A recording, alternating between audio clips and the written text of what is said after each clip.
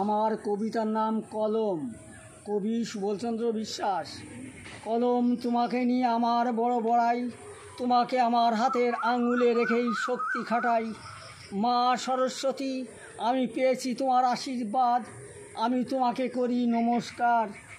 School college court কাছারি যত আছে, অফিস আদালত ওকলাতি, তুমি লিখে যাও যত আছে সাদা কাগজে। আমি সাহিত্যিক, সাংবাদিক, নাট্যকার, শিল্পী হয়ে আমি আজ গেয়ে যাই তার গান। লিখনি আমায় দিয়েছে কথা, তুমি লিখে যাও আমি জ্ঞানদাতা। যত অবৈধ শক্তির চোর জালিয়াতি, রাজা মহারাজা কলমের খোঁচায় ধুলায় মিশে যায় তারা। আমার কালির অক্ষরের কাছে আমি হার মেনেছি, আজ আমি তোমার পূজারি হয়ে তোমায় করি নমস্কার।